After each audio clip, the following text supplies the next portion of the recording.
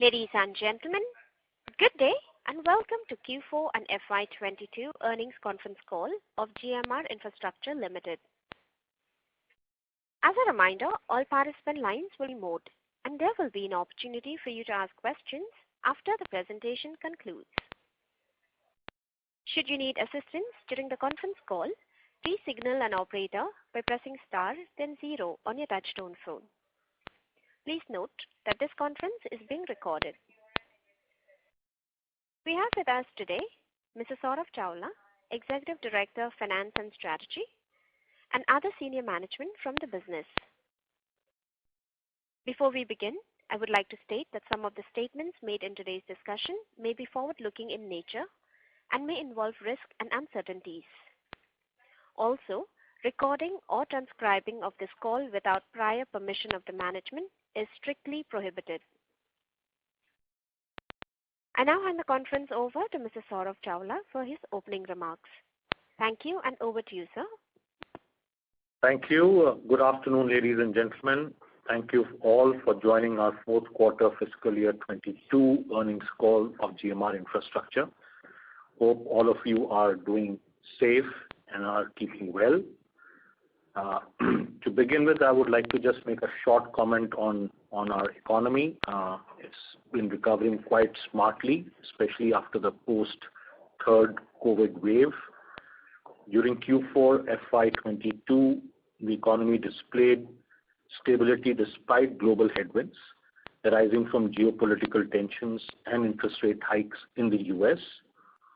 India's GDP growth rate for fiscal year 22 is expected at 8.6% compared to a contraction of 7.3 in fiscal year 21. Going forward, according to IMF's estimates, India's nominal GDP is expected to cross 5 trillion by fiscal year 29. And as you are fully aware, growth in GDP implies a multiplier effect on the aviation industry like ours. Coming to our performance for fiscal year 22, GMR Infra's net revenue increased by 37% year-on-year to INR 4,377 crores, while EBITDA increased by 167% year-on-year to INR 2,103 crores in fiscal year 22, mainly driven by traffic improvements in our Indian operational airports. Net loss after tax has also reduced from INR 1,243 crores in fiscal year 21 to INR 752 crores in fiscal year 22. I would like to highlight the following key points with respect to our airport business. Firstly, on the Nagpur airport, the Supreme Court of India has upheld the judgment of the Nagpur bench of the Mumbai High Court, which had previously quashed and set aside the letter issued by MIHAN annulling the bidding process for the Nagpur airport. Accordingly, the authorities are expected to execute the concession agreement at the earliest for Nagpur airport with GMR. Secondly, as culmination of a process, Hyderabad airport has received a letter of confirmation from Ministry of Civil Aviation extending the term of the concession agreement for a further period of 30 years, that is from March 23, 2038 to March 22, 2068.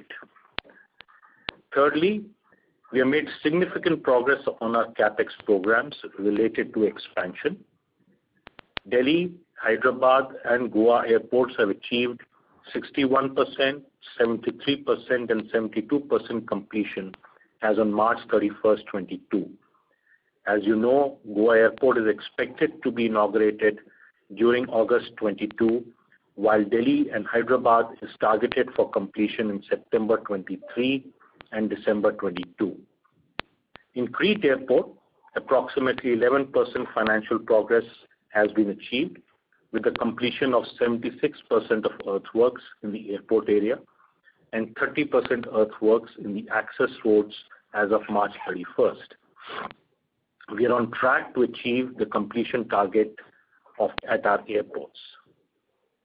Fourthly, the traffic has recovered rapidly, especially the domestic traffic post-third COVID wave which hit India in December of 2021.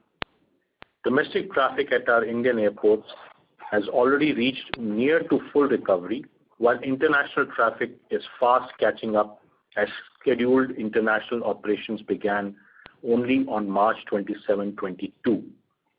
International daily average passengers in the Delhi airport and Hyderabad airport have reached 65 and 74% during the week ended May 8, 22 respectively. Cargo traffic remained resilient and is unfazed by the multiple COVID waves.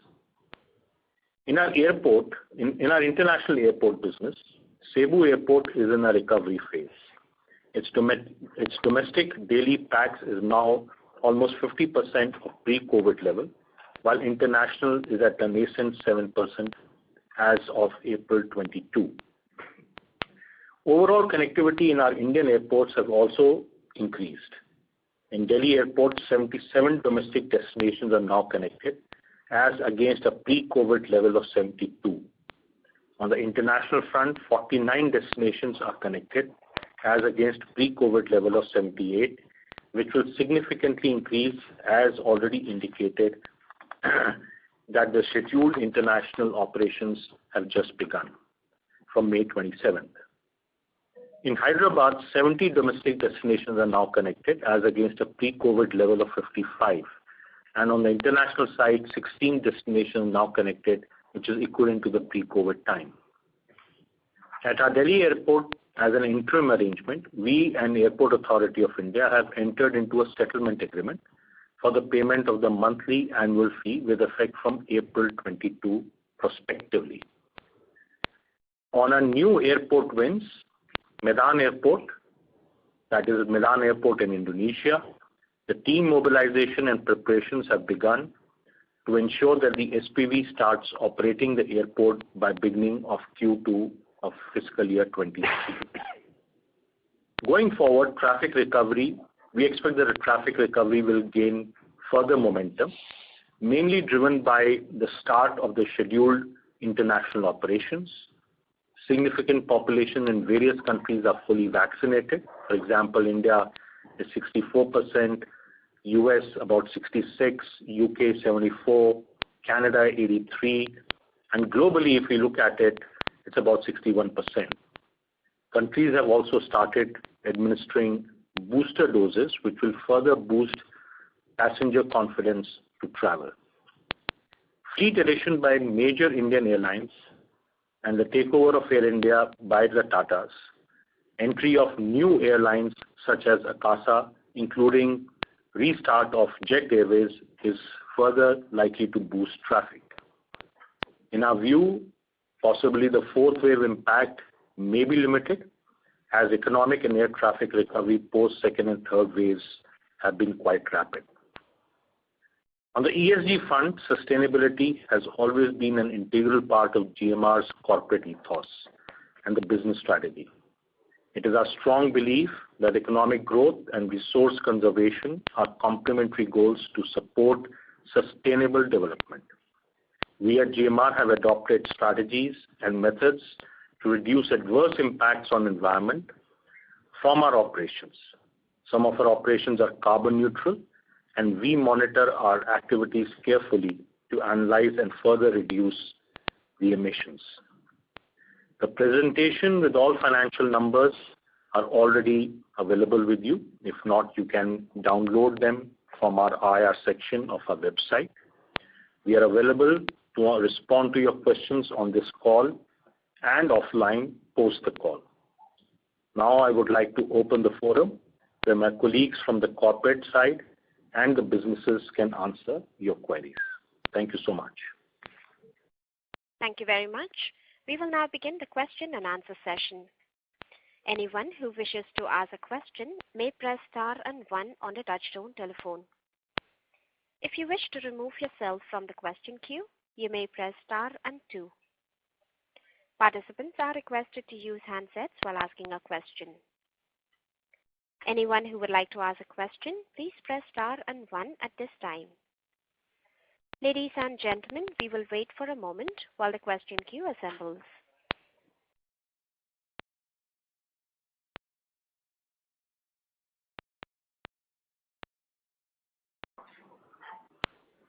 The first question is from the line of Mohit Kumar from DAM Capital Advisors. Please go ahead. Yeah. Good evening, sir. And congratulations on getting the concessions on Nagpur Airport back. So my first question is, given that the world is getting normal, and how do you see the pace of monetization of the balance of land, especially in Delhi and Hyderabad? So, honestly speaking, which we have highlighted in many of our previous calls also, at this stage, we are not looking at further monetization of land. There was an auction that had happened in which Bharti had won for a potential development of 10 million square feet in two parts, 5 million first and the second 5 million.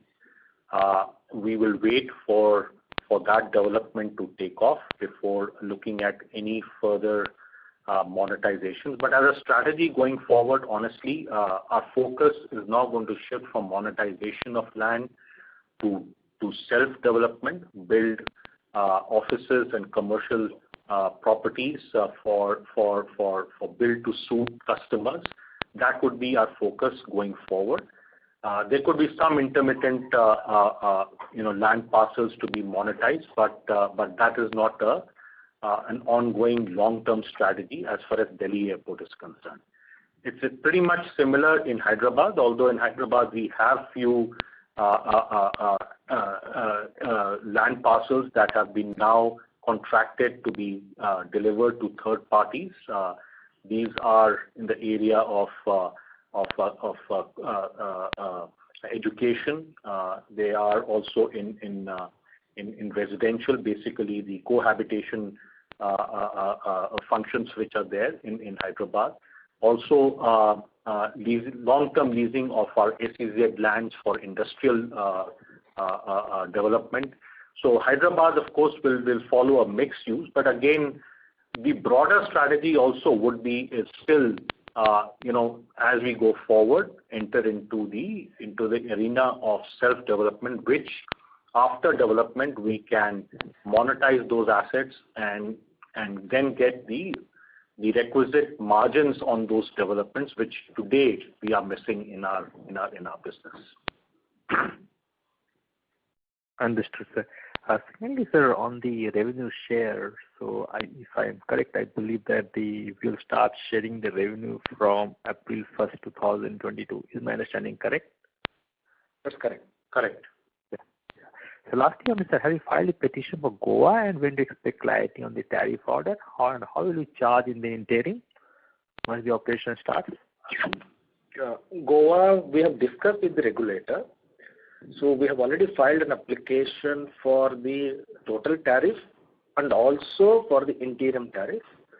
Since for the total tariff, the regulator says that he will take more time, about 9 to 10 months. He has advised us to file for interim tariff valid from the date of commissioning of the airport till March 2023. So that has also been filed with them. So we are expecting that the tariff will be in place by the time we start the operations in September. Understood, sir. Thank you and all the best, sir. Thank you. Thank you. Ladies and gentlemen, you may press star and 1 to ask a question. The next question is from the line of Subhadeep Mitra from JM Financial. Please go ahead. Good afternoon, and thank you for the opportunity. Two questions from my side. To begin with, I think the auditor's report talks about some qualifications. If you can, help us with some color on the same. And secondly, on the EBITDA for fourth quarter, whether it's on consolidated or whether for Delhi, Hyderabad individually, we've seen a decline YOY and QOQ. Any particular reason for that? Yeah. The auditor qualification is mainly related to the comparative period, because in comparative period, you must think that the discontinued operations are coming for the non-airport business. So the auditor qualification is related to the comparative period were not restated for the qualifications. So overall basis on financial basis, there is no impact in the current period. Understood. So these are largely for the discontinued operations and that too for the previous year. Am I right?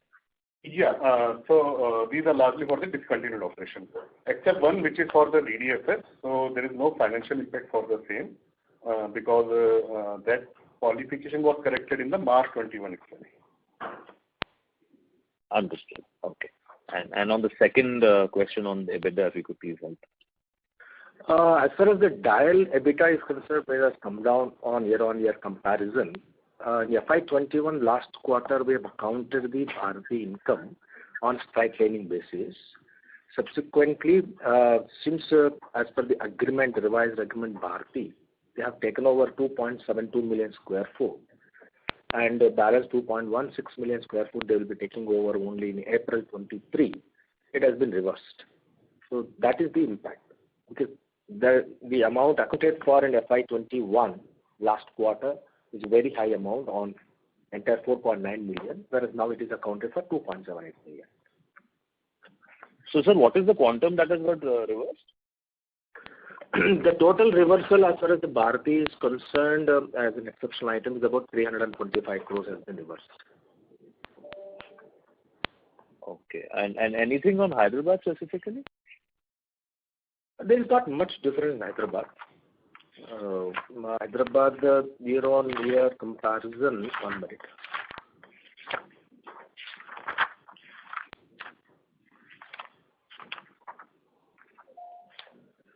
So the EBITDA has moved 104 crores to 87 crore rupees.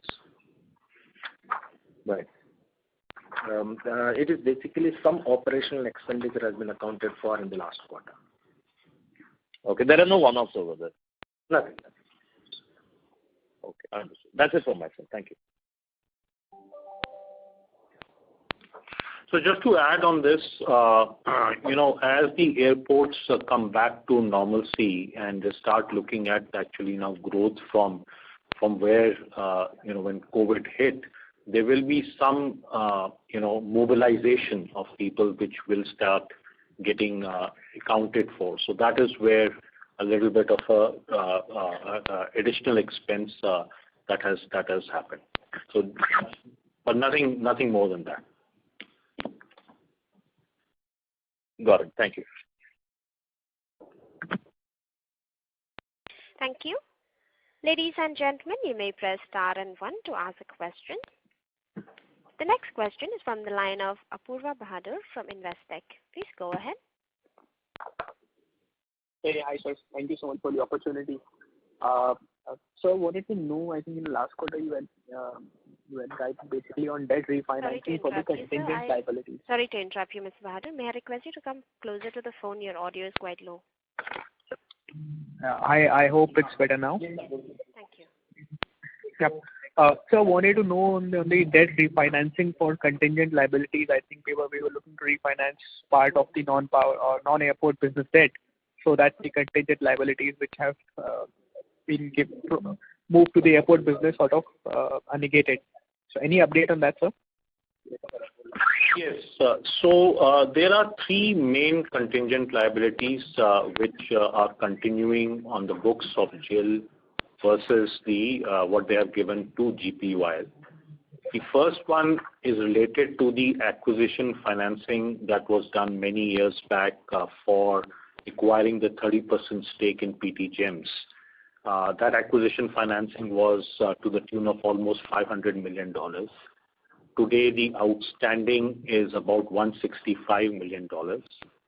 And as you may be aware, coal prices have shot up over the last almost 9 to 12 months. And recently, of course, they've been hovering around $100 a ton. So with an expanded capacity of almost 35, 36 million tons on an annual basis and a coal price of almost $100 a ton, this business is throwing exceptional amounts of cash for the shareholders. So as we speak right now, theoretically, this $165 million of outstanding will come down to zero in a very short period of time within this fiscal year. Having said that, GPUIL is currently in the process of refinancing this $165 million.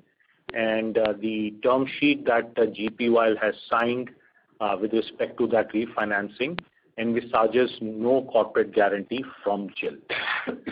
So I've given you two indications. One, the cash flow itself is very robust to bring it down to zero within the current fiscal year, and the second one is that it is in the process of refinancing.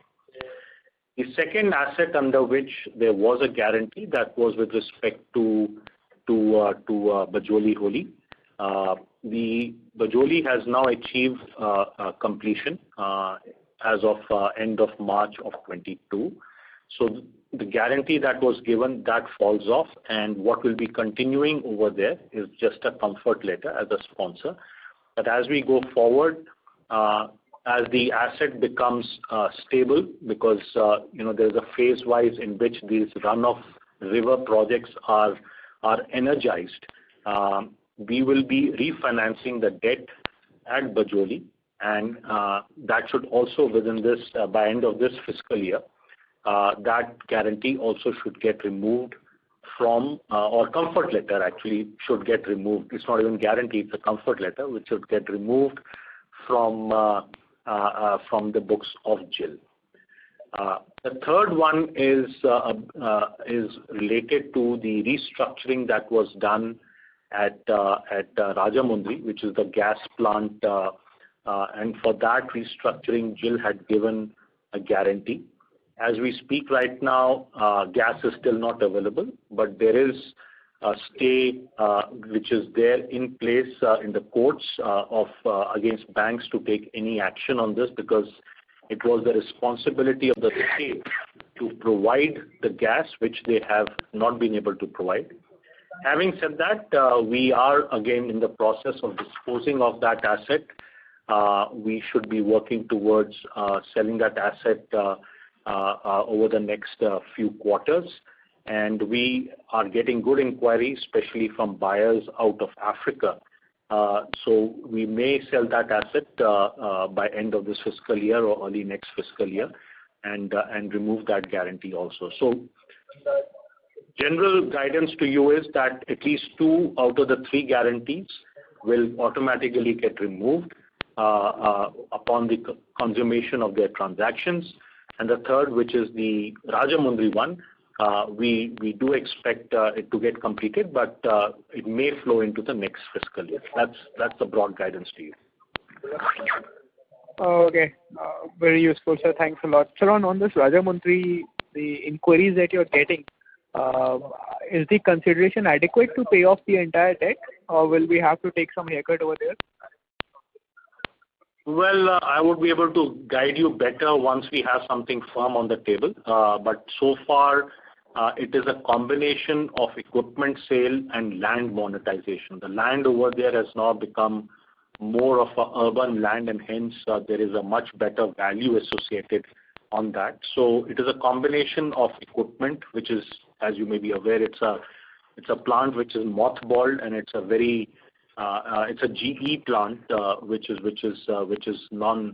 not been operated, and hence almost as good as new. So so that is something. It will be a combination of both, and we believe that we should be able to get the full value of to satisfy the lenders over there. Okay. So you also highlighted that on land development side, we will be entering into focusing more on self-development. Have you earmarked any capex for this? Any specific amount? How much will we be spending, and over what time frame? We are proposing over a period of the next 3-4 years will be around 400 to 500 crore rupees. As of today, we are just concentrating on completing the expansion. So there will be a small amount of maybe 50 to 100 crores only we'll spend in the next 1 or 2 years. So for self-development, honestly, you really requires actually construction finance. You're not putting much of your equity, cash equity into it. So not much will be allocated on these self-developments, and it's just a beginning of a particular process as we speak. Okay. Got it. Sir, also any update from KIA on the FCCB conversion for the airport business, basically any strike price that has been determined yet?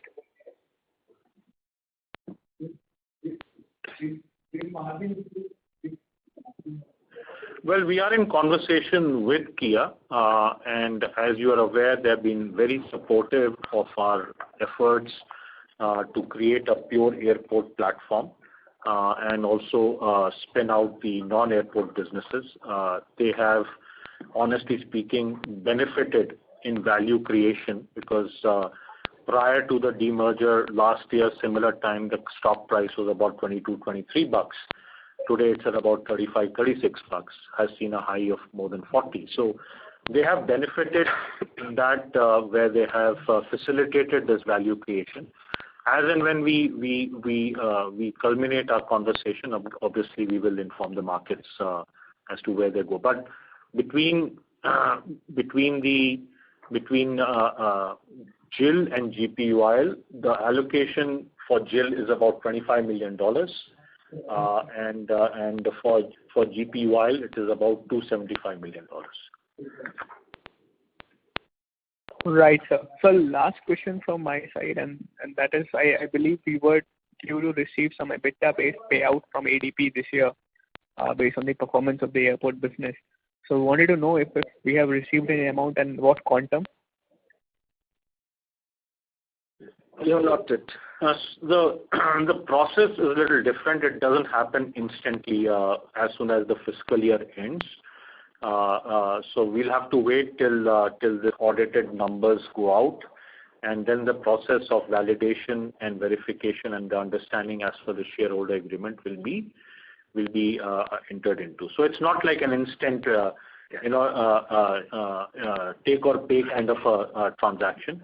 So it will happen within the first 6 months. Also, just to highlight that, last year we had the issue of the minimum payment to airport authority. So that is still pending. So as and when that gets also addressed, then we will take it forward because the quantum gets determined based on all matters being settled. Okay, so unless that AAI due issue is settled, which is in the court, we will not receive the EBITDA-based payout. And sir, if and hopefully the issue is settled in our favor, what would be the quantum which you will receive this year for the EBITDA-based payout? We have almost achieved EBITDA, which is the requirement is about 2,250 crores.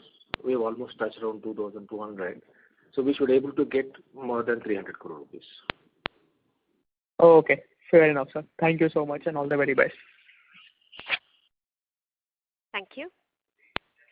The next question is from the line of Aditya Mongia from Kotak Securities. Please go ahead.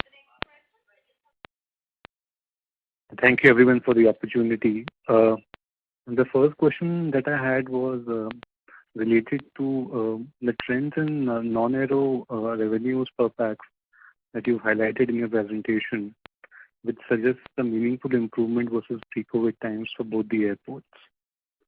Could you give us some sense as to the reasons why this improvement is happening and whether this is sticky or transient? So basically, the spend per pax has substantially gone up in case of the duty free, where there is a huge sales are taking place. And also the advertisement has come back in a very good number, and the cargo has thrown a very good results. So these have actually enhanced our non-aero revenues. So again, as GRK Garu has highlighted, I would just like to articulate our strategy. Our focus on the non-aero is very sharp. Whilst as macros improve, the number of travelers will improve as disposable incomes go up.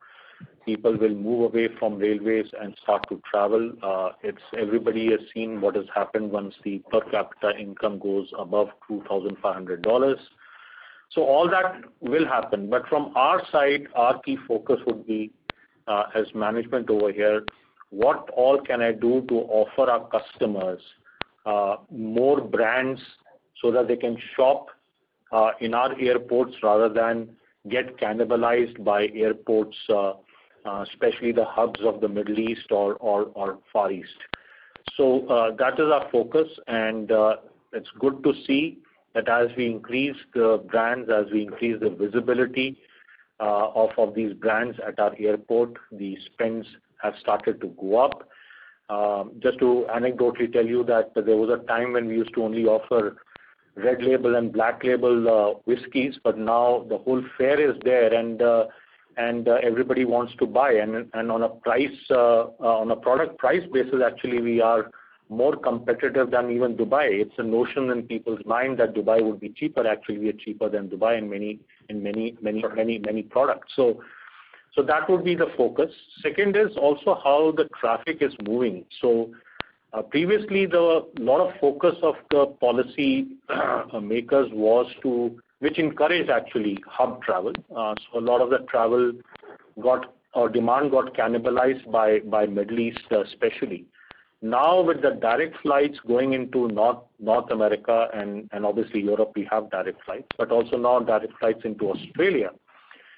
We see a lot of shopping happening over here rather than getting people waiting at Dubai or Doha to shop. So that is further adding incremental demand at our airport. A lot of work we are doing. As you are aware, we have an industrial partnership with Groupe ADP.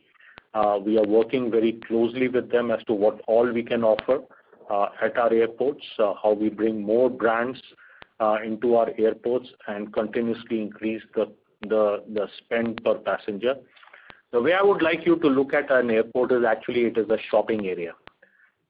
I would like people to shop more and more at the airport, and we provide services to facilitate that shopping, shipping, whatever is necessary. So it's a large retail mall, which is where the base cost is being serviced by the aeros, and the cream comes from the non-aero. That's the way we are focusing on our business. Thanks for the response. The second question that I had was more to do with the interest rates that on a blended basis that area in Hyderabad would start paying, and the time period post which, let's say, a meaningful refinancing can happen on those rates. No, Hyderabad, if you look at it, their rate of interest blended rate is, which are fully hedged. They've got three bonds. One is 350 million, 300 million, 300 million, total 950 million bond. So the average rate of interest is less than 9%, 10% altogether. And the repayment which are coming up is only in 24 and 27 and 29. And at appropriate time, we get them either refinanced, depending upon the cash flows, we fully repay them. That is Hyderabad is concerned. And the DIAL, the average rate of interest of the existing bonds, the three bonds, about 522 million bond is there. Then we have a 450 million bond, another 500 million bond, and 450 million. So altogether about 1.45 billion. The average rate of interest will be around, including the hedging, is about 10.4 to 10.5.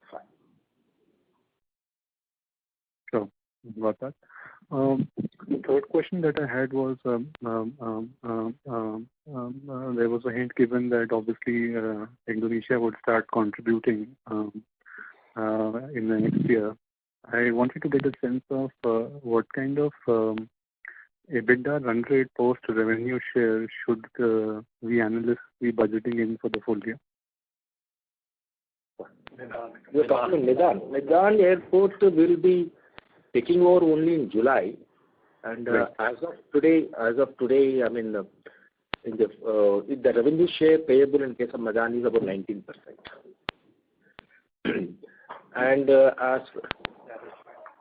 and we have already filed an increase in the tariff.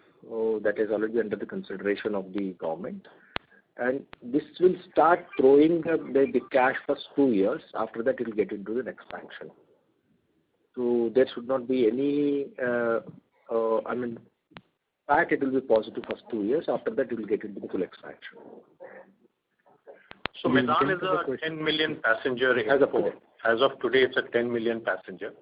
And our strategy, of course, there is to leverage its own balance sheet for funding going forward. You want to add something? We have already infused the equity in case of the Medan Airport. Total equity is about 25 million, both shareholders together. in the JV company. And initially we will be doing an expansion from 10 million to 15 million. That's called immediate capacity augmentation. Once that is achieved, beyond that, then we'll go for full expansion. So, as Saurabh explained, that it is a balance sheet, is a strong balance sheet, and beyond the equity what we have infused, there is no further requirement from the shareholders. Number one. Number two, Medan will be accounted on equity method because we are holding only 49% stake, whereas AP2 is holding 51% stake. Got that. Last question from my side before I get inside the queue. At an overall level, the share from profits from associates appears to be a healthy 40 crore number for the quarter. And on a run rate basis, is probably ahead of where we were on a pre-COVID basis. Is it more to do with the retail spends in Delhi and that's figuring in over here? Or is there also a component of certain loss-making Hyderabad joint ventures becoming profitable and the sustainability of the same? Thank you.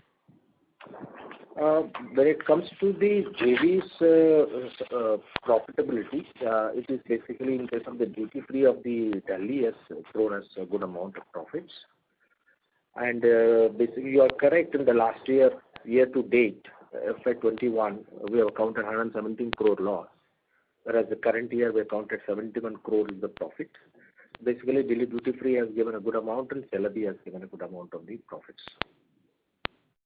Got that. Thank you for this. I'll get back into it. Thank you. The next question is from the line of Apurva Bahadur from Investec. Please go ahead. Sir, thank you for the opportunity again. Just wanted to check. So Delhi government has come out with a new liquor policy. Apparently, we are reading media articles that the outlets are vending liquor at 30-40% below the MRP. Right. So do you see any sustainable impact of this on our duty-free business going ahead?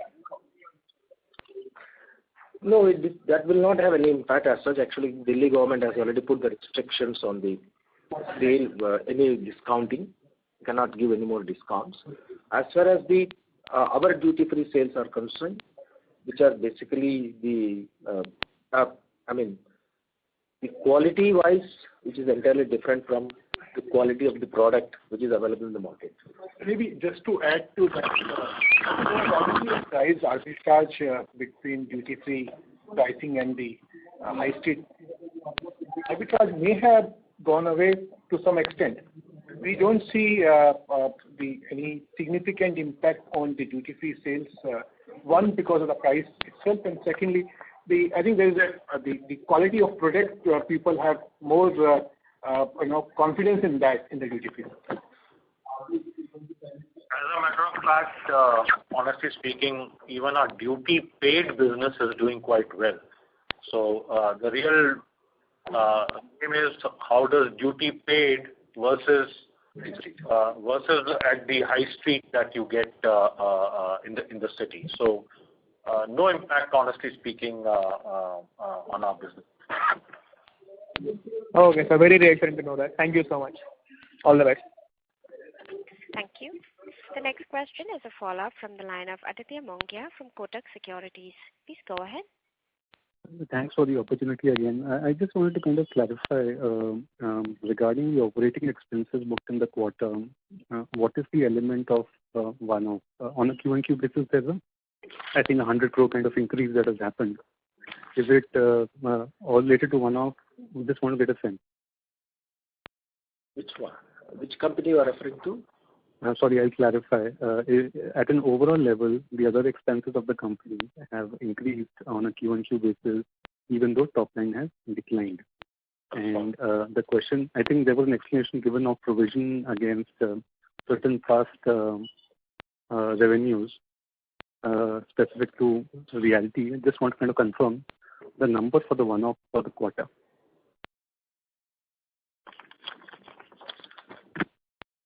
One second.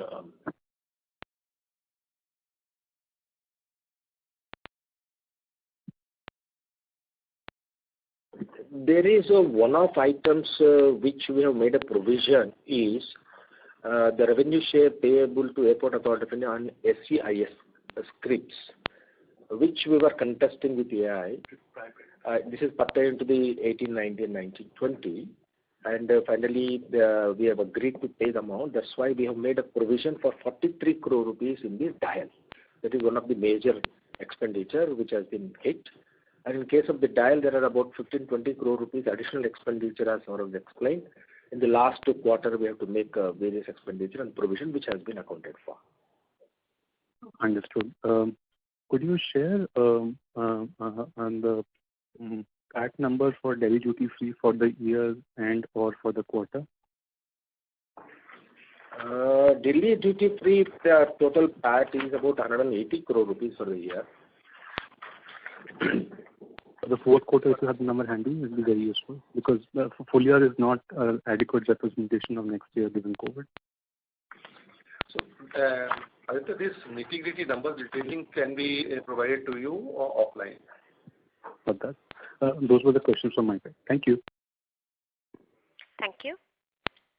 As there are no further questions from the participants, I now hand the conference over to Mr. Saurav Chawla for closing comments. Thank you, ladies and gentlemen, for this call. We are available offline for any minute details that you may require, whether from the JV entities or subsidiary entities, or any clarification on the balance sheet. Please reach out to Amit and Vishnu, and we will endeavor to answer your questions as quickly as possible. Thank you so much, and have a wonderful day. Thank you. Thank you. Thank you. On behalf of GMR Infrastructure Limited, that concludes this conference. Thank you for joining us, and you may now disconnect your lines.